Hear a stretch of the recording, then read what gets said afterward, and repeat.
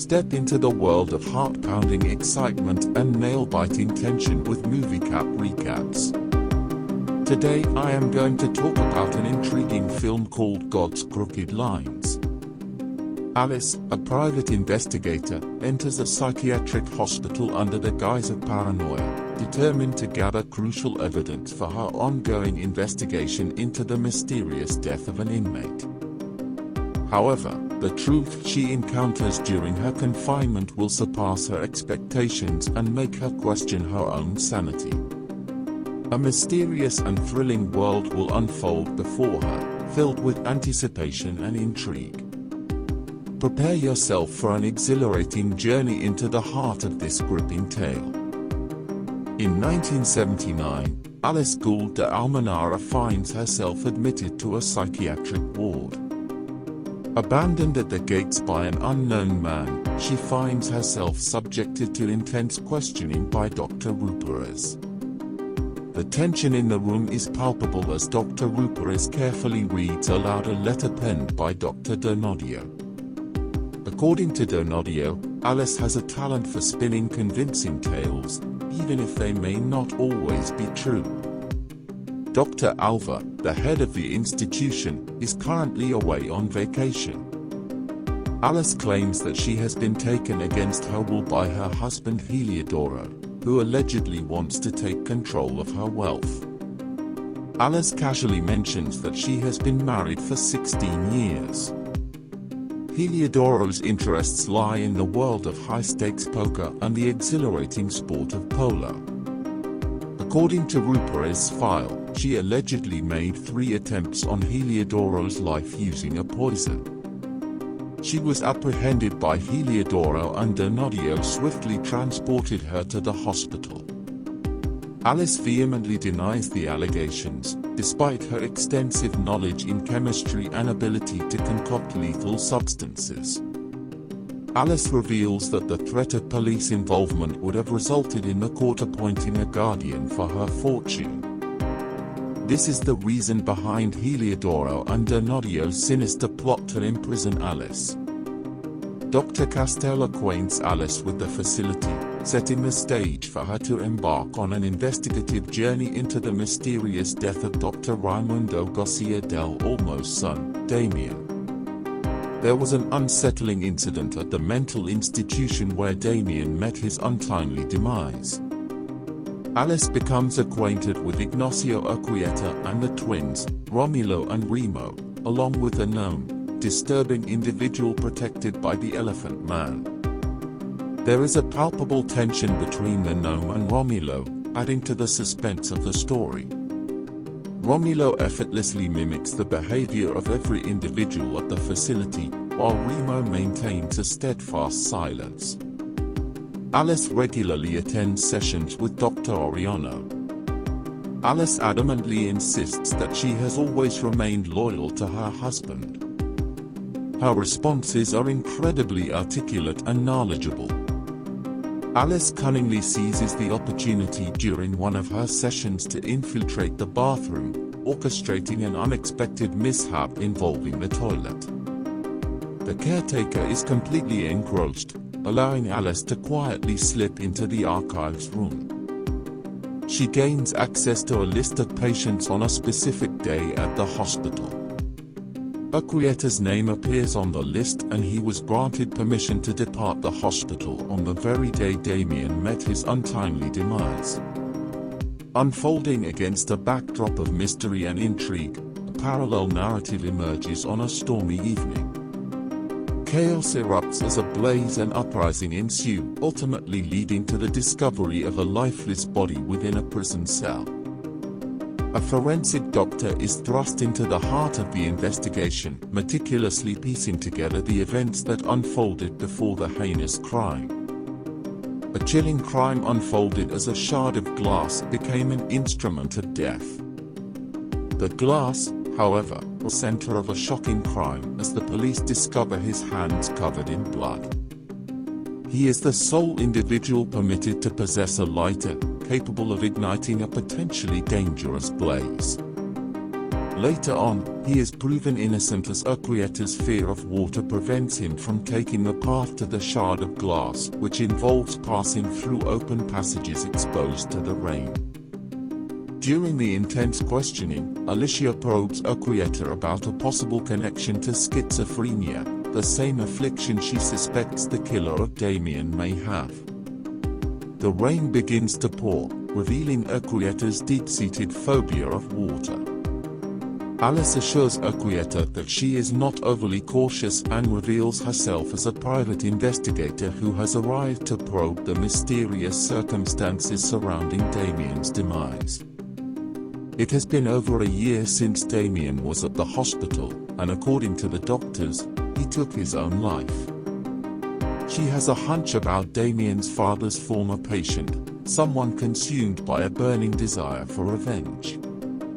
As per Alice's account, Dr. Raimundo Garcia del Olmo had previously worked at the same facility. Dr. Alva is well aware of Alice's mission at the facility, having been a close associate of Dr. Raimundo Garcia del Olmo. Ucrieta eventually discloses that Damien and the gnome had a conflict. Alice cautiously trails Gnome into the dense forest, driven by a disturbing encounter she witnessed involving him and a vulnerable female patient. In the depths of the forest, Alice stumbles upon Romulus, who utters haunting words that send shivers down her spine. Romulus claims that Alice is their mother, forever bound to them in an eerie and unbreakable bond. Romulus is extremely cautious when it comes to Alice. Alicia finds herself in a state of confusion and fear as she regains consciousness in the depths of the forest. To her horror, she discovers that she is bound to a bed, with a mysterious figure named Oriono standing before her. Oriono accuses Alicia of being the prime suspect in the gnome's murder, but Alicia's memory of the events that transpired after the initial blow is hazy at best. She recalls a disturbing encounter with a sinister figure and a subsequent violent altercation. Alice arranges a personal meeting with director Samuel Alva, Eduardo Fernandez, stating that she has corresponded with him via letters, following the advice of Garcia del Olmo, in order to gain insight on how to gain entry into the institution. Alva vehemently denies this. Alicia launches a surprise assault on Alva in a desperate bid for freedom, only to be swiftly subdued and rendered unconscious. Alicia shares her concerns with Castell regarding Damien's murder and requests a meeting with the medical council. Dr. Raimundo Garcia del Olmo personally escorted Alice to the hospital on the day of her confinement. According to Alva, Alice has been placed in an institution based on a recommendation from Donadio, acting on behalf of Heliodoro. According to her, she managed to outsmart Ruperus during her initial interview and pretended to have a mental illness in order to gain access to the facility. She encountered Olmo at the extravagant New Year's gala and later witnessed the shocking news of Damien's demise on television. Heliodoro had shared with Olmo about Alice's secretive investigative work. Olmo reveals a mysterious note to Alice, bearing his name and a chilling accusation: "You killed him, not me." The author of this message appears to have been experiencing symptoms of schizophrenia. Additionally, the message was sent just 2 days after Damien's passing. The individual who shared the aforementioned message had the opportunity to depart from the establishment, as the letter was sent from a neighboring town. How can I find a book that will keep me on the edge of my seat? Garcia del Olmo provided her with detailed instructions on how to deceive the authorities and gain access to the facility. She successfully convinced Donadio of her supposed paranoia through a conversation, and cleverly slipped the permission letter for her confinement among a stack of bank papers that Heliodoro needed to sign. She informed Heliodoro that she needed to travel to Argentina for professional reasons. Alice holds Alva responsible for his lenient policies that allowed a dangerous individual like Gnome to roam freely, resulting in the tragic loss of Damien's life. That's the reason Alva is hesitant to contact the authorities. Alva reveals that Alice, deeply hurt by the realization that her fiancé was only interested in her wealth, attempted to murder him by poisoning. Heliodoro, having recovered from a seizure, discovered Alice concealing the poison. Faced with the certainty of being exposed, she made the desperate choice to create a false identity as a private investigator. The other doctors strongly urge Alva to reach out to Donadio, Olmo, and Heliodoro to verify the information. Urquieta steps forward and claims that in the forest, Gnome was attempting to impose himself on Alice.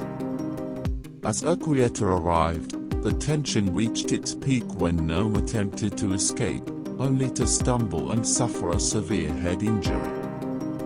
Heliodoro is currently unreachable, leaving Alva to speculate that Alice may have harmed him before seeking medical attention. Donadio finds himself in a conference in Zurich, where the air is thick with anticipation and intrigue. Following a failed attempt to recognize an individual that Alva suspects is Garcia del Olmo, Alice is subjected to electroshock therapy and confined to the cage. In this harrowing situation, she becomes increasingly convinced that Heliodoro, the mastermind behind the plot, orchestrated her framing by employing an impersonator of Garcia del Olmo. She informs Oriano and Castel that if her bank accounts are suddenly drained, there may be a reasonable explanation for the actions of Heliodoro, Donadio, and Alva. Castel mentions that Donadio should have received their telegram by now, but there has been no response from him. Castel reveals that Alva has received an excessive payment from Heliodoro in relation to Alice's internment. Alice's payment far exceeds the standard fee for other patients at the hospital. According to Alva, Heliodoro has made a significant contribution to the hospital. Alva discovers Castel investigating in his office and promptly dismisses her. Castel discovers that Heliodoro's house has been vacant for quite some time. Alicia manages to break free from her confinement and devises a cunning strategy to ignite a blaze, while Urquieta works on liberating the other patients. Urquieta makes a chilling discovery as he stumbles upon one of the twins lifeless in a dark cell. The pieces of the puzzle are slowly coming together, revealing that the events unfolding in the secondary timeline are directly linked to the haunting aftermath of Alice's plan. Alicia unexpectedly encounters the forensic doctor, who delivers the news of Romulo's demise. Alicia stood at the gate of the facility, teetering on the edge of escape, only to be pulled back by an unseen force. Alicia cunningly overpowers her and assumes her identity. She uncovers the true identity of the murderer behind the twins' deaths, known as the Elephant Man. Alicia claims that Romulo is responsible for Gnome's death, contradicting Urquieta's account that Gnome's demise was accidental. Elephant Man was a first-hand witness to it.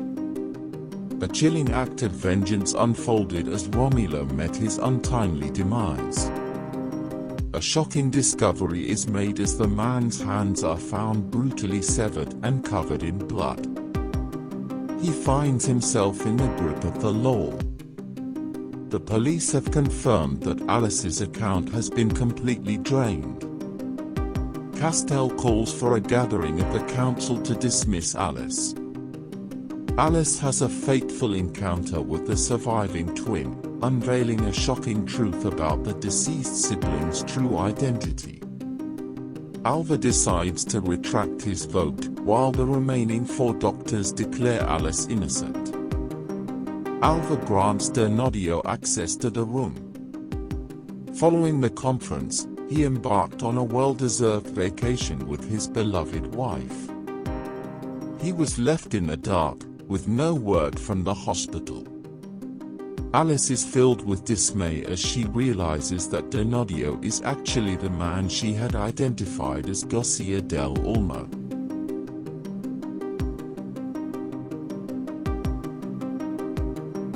Thank you for watching. Please like and subscribe.